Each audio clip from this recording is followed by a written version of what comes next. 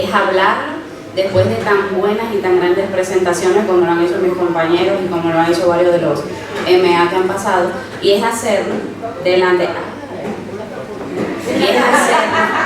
y es hacerlo delante de figuras tan representativas en el manejo de cáncer de próstata como lo es la doctora Espinal y la doctora López. Entonces no es mi intención lucirme, sí es mi intención traer un tema que es de la actualidad y que entiendo que a partir de ahora va a cambiar la manera de pensar del oncólogo, que es la triple terapia, lo que es el cáncer de próstata. Estos son los puntos que vamos a estar tratando. Y no podemos iniciar un tema sin tocar la epidemiología. Yo creo que la epidemiología nos centra en la importancia de por qué tenemos que detectar los casos a tiempo y por qué tenemos que establecer una terapéutica temprana. Y según los datos más actuales, tenemos que 1.400.000 casos nuevos de cáncer de próstata se evidencian o se registran a nivel mundial, lo que lo constituye la segunda causa de cáncer a nivel mundial, pero es la primera entre los hombres de Estados Unidos. El cáncer de próstata tiene una particularidad que guarda una de las relaciones, digamos que más íntimas en lo que es la edad y lo que es el momento del diagnóstico. ¿Por qué lo digo? Bueno, porque por debajo de los 40 años es un poquito raro diagnosticar a un masculino, un hombre con cáncer de próstata, pero a medida que se pasa ese corte de edad, la incidencia o la probabilidad de que se diagnostique pues va aumentando. Y se registra que a partir de los 65 a 74 años de edad hay casi un 25% de riesgo en comparación con esos hombres que tienen menos de 40 años. Otra de las particularidades epidemiológicas que podemos mencionar es en cuanto a la etnia, debido a que el cáncer de próstata tiende a ser más frecuente en hombres de raza negra. Y otra de las particularidades es que además de ser más frecuente en hombres de raza negra, el momento del diagnóstico también es más temprano. Y no es mi intención hablar aquí de farmacología ni mecanismos de acción, simplemente recordar que actualmente contamos con un arsenal de tratamiento bastante amplio para el cáncer de próstata metastásico, que va desde la ADT, que sabemos que consiste en esa terapia de deprivación androgénica, que puede ser farmacológica o también podría ser quirúrgica, y contamos con los antiandrógenos de primera y de segunda generación. Y una de las cosas que más llama la atención de estos antiandrógenos es que tienen diversos mecanismos de acción. Tenemos simplemente la inhibición o bloquear ese receptor a nivel de la membrana, y tenemos otros mucho más complejos que terminan inhibiendo lo que sería esa replicación que se necesita a nivel intranuclear. La realidad es que pensar en estos momentos, en la actualidad, tratar el cáncer de próstata metastásico en monoterapia con ADT es un poquito cuesta arriba, ya cuando contamos con tratamientos tan potentes, tan buenos y tan efectivos. No estamos diciendo que el ADT no tenga su importancia.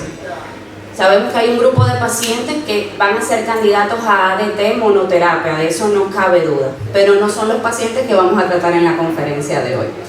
La ADT desde 1940, como lo pueden observar en el timeline, vino encabezando lo que es el tratamiento del cáncer de próstata metastásico hormonosensible, y hubo un cambio a partir del 2000 cuando empiezan a introducirse diferentes moléculas. Empezamos con abiraterona a mediados de 2012-2013 y terminamos con los últimos antiandrógenos de segunda generación, que vuelvo y repito, tienen mecanismos tan potentes y tan efectivos que es un poquito cuesta arriba pensar tratar a los pacientes de cáncer de próstata hormonosensible metastásico simplemente con ADT monoterapia.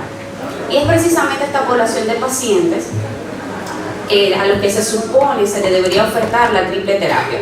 Aquí la pregunta o la cuestionante no es ¿qué es la triple terapia? Eso lo sabemos, es ADT más docetaxel más ARA, que es una terapia dirigida contra el receptor de andrógenos. Aquí la pregunta ideal sería ¿a quién se lo vamos a ofrecer? ¿A qué población de pacientes? Y de entrada debemos decir que es precisamente a esos pacientes con cáncer de próstata metastásico hormonosensibles o sensibles a castración. Y para poder responder a esa cuestionante última que hice, es necesario hacer un recuento breve, no se asusten, yo sé que tenemos hambre, un recuento breve de los diferentes ensayos clínicos que han empezado o que empezaron a introducir lo que sería la triple terapia, en cáncer de próstata hormonosensible. Y como pueden darse cuenta, desde 1940, cuando la ADT apareció, hasta mediados del 2014, esa era la opción de tratamiento disponible. En el 2014 ocurre algo, que se introduce en ASCO, en la plenaria de ASCO, el ensayo Charter, donde además de que nos brindan los criterios necesarios para hablar de enfermedad de alto volumen, nos muestran números muy diferentes y amplía ese rango de 36 meses que se conseguía con ADT, nos aumenta esa sobrevida global al combinar ADT más docetaxel. Y así sucesivamente fuimos avanzando e introducimos nuevas moléculas. Pero antes del Charter estuvo el YETUC-AFU15, que fue el primer ensayo que trató de comparar esa columna o ese régimen de tratamiento quimiohormonal versus ADT, y aunque no tuvo resultados significativos estadísticos, ese hazard ratio de 0.88 sí nos hablaba de un beneficio modesto de combinar ADT más docetaxel. Todo cambia con el Charter y podemos ver cómo un hazard ratio de 0.72 con una reducción de riesgo de muerte impresionante para ese momento, para esos pacientes que empezaron a exponerse a ADT más docetaxel. En un análisis posterior del Charter, nos dimos cuenta que ese beneficio se centraba en una población específica de pacientes. ¿Cuáles pacientes? Bueno, los pacientes con alto volumen de enfermedad. Y empezó a definirse esos pacientes como aquellos que tenían evidencia de metástasis óseas 4 o más fuera de la columna vertebral o los huesos de la pelvis, o la presencia de metástasis viscerales. Y el beneficio, vuelvo y repito, según el Charter, quedó establecido de esa combinación quimiohormonal ADT más docetaxel en aquellos pacientes cáncer de próstata metastásico, hormonosensibles con enfermedad de alto volumen. Un poquito más adelante, el STAMPEDE, específicamente el brazo C de ese ensayo tan grande, con tantos brazos, vino a corroborar eso que el Charter había dejado claro, el beneficio de combinar ADT más docetaxel en esta población de pacientes. Una de las cosas diferentes del STAMPEDE en comparación con el Charter fue que incluyó pacientes que no tenían metástasis evidentes a través de los estudios convencionales de imágenes, e incluso incluyó pacientes que no tenían metástasis a ganglio. Y eso trajo un poquito de controversia.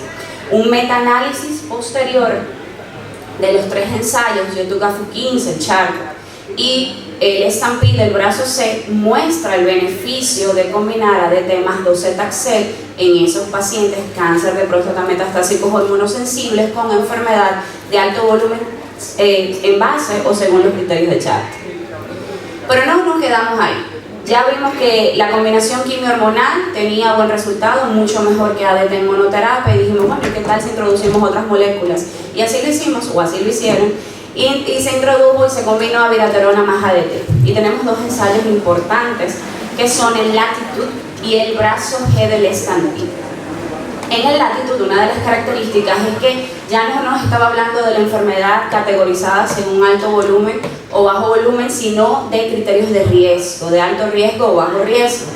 Y en Latitude, para poder hablar de alto riesgo, era necesario la presencia de un Gleason score igual o mayor a 8, metástasis óseas, que tienen que ser 3 o más, o la presencia de metástasis viscerales, por lo menos 2 de estos 3 criterios.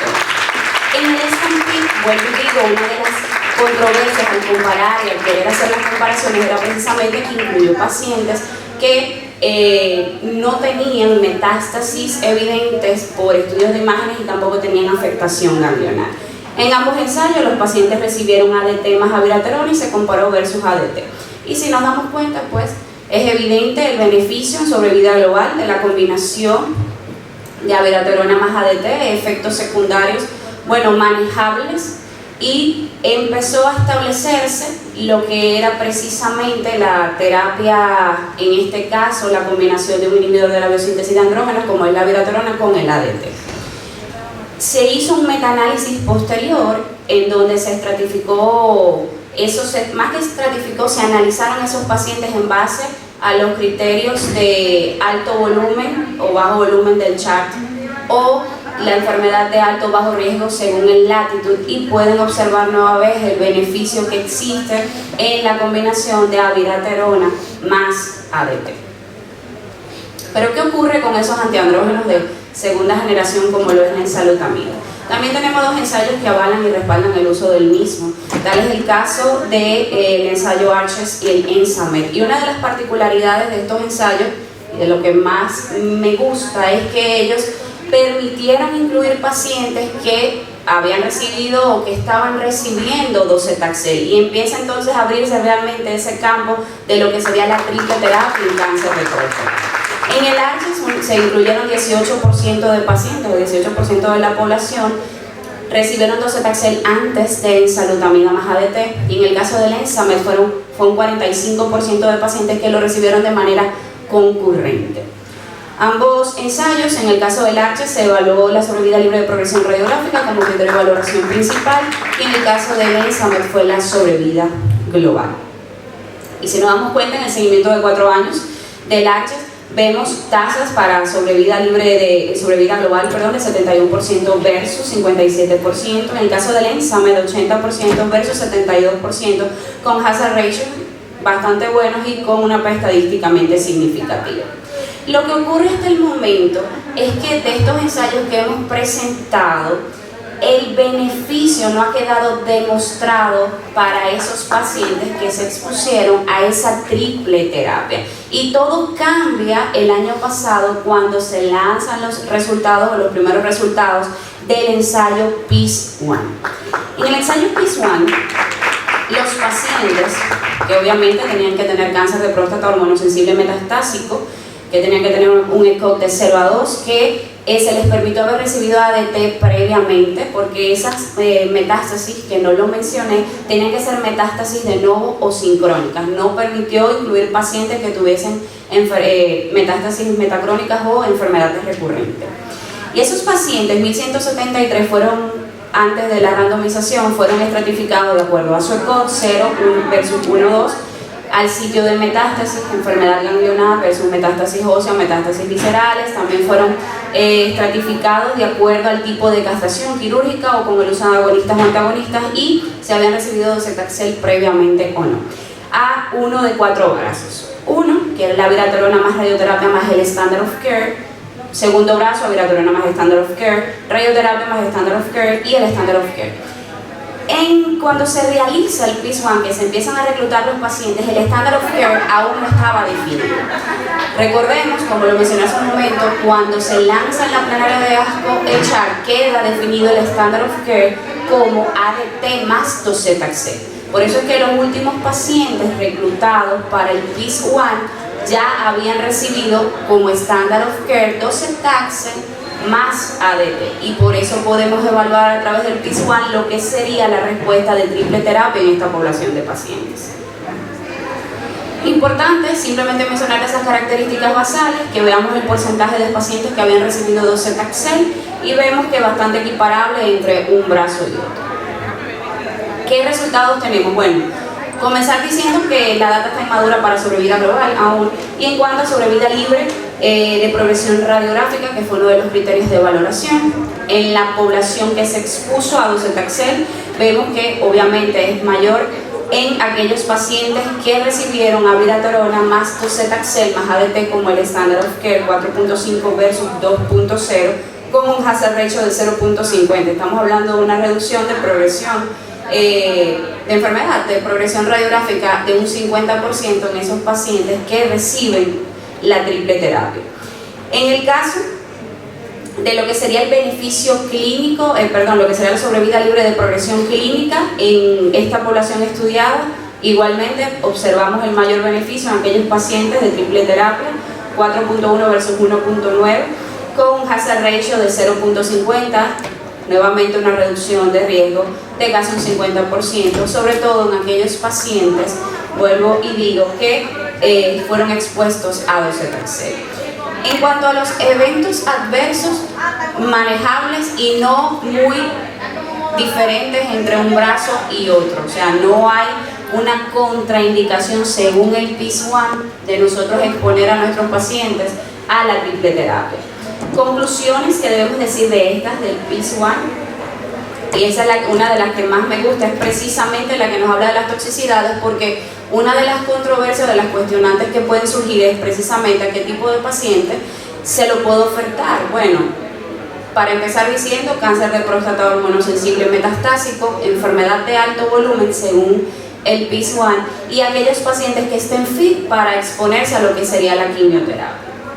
Pero hay una tercera cuestionante, aquellos pacientes que tengan enfermedad recurrente o aquellos pacientes que tengan bajo volumen, ¿se podrían beneficiar de la triple terapia? Bueno, esto lo quiso responder el ARASENS. El ARASENS evaluó darolutamida más ADT más docetaxel versus docetaxel ADT más placebo y podemos observar, vuelvo y menciono, que la sobrevida global, la data aún está inmadura, pero quiero que hagamos énfasis que en 86.1% de los pacientes del ARASENS tenían enfermedad metastásica de novo, mientras que un 13.9% de los pacientes tenían enfermedad metastásica recurrente, enfermedad recurrente. Y observamos que la sobrevida, en todo el análisis de subgrupo, sobrevida al tiempo de castración, cáncer de próstata resistente a castración, la sobrevida en cuanto a los eventos enfermedad libre de eventos, y sobrevida global, que aunque está inmadura, porque por eso dice no estimable, hasta el momento, a los 48 meses, cuando se hace esta publicación, 62.7% de los pacientes aún vivo versus un 50.4% de los pacientes que se expusieron a docetaxel ADT más placebo. Entonces, saber que son las cosas que quiero que nos llevemos de aquí. ADT en monoterapia ya no es estándar de tratamiento para el cáncer de próstata hormonosensible metastásico, sin duda alguna. Sí habrá pacientes que se van a beneficiar de eso, quizás aquellos que no puedan tolerar la combinación con algún ARAT o con abiraterona. A quienes ofreceremos triple terapia, según mi humilde conclusión, aquellos pacientes con cáncer de próstata hormonosensible metastásico, enfermedad de novo, porque la enfermedad recurrente, entiendo que la población del ARASEN era muy pequeña, un 13.8%, como para llegar a esa conclusión de que ellos también se beneficiarían. La enfermedad de alto volumen, porque viene con el antecedente de todos los ensayos que he mencionado del 2014. Hay que esperar que se haga el análisis, un segundo análisis que va a tratar de estratificar a esos pacientes del PIS-1 y del ARASEN en cuanto a enfermedad de alto volumen o bajo volumen. Esperemos ahí y quizás vemos el beneficio en esa población de bajo volumen y aquellos pacientes que estén fit que puedan recibir quimioterapia.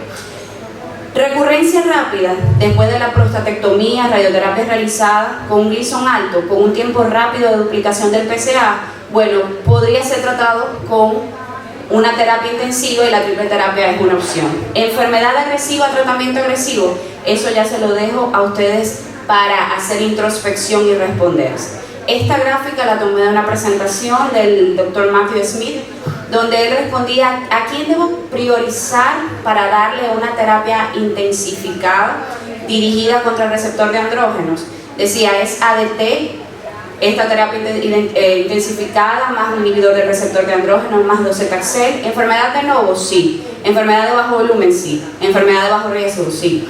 Enfermedad recurrente, sí. Enfermedad de alto volumen, sí. Enfermedad de alto riesgo, sí. Según él, pues se lo deberíamos ofertar a todos.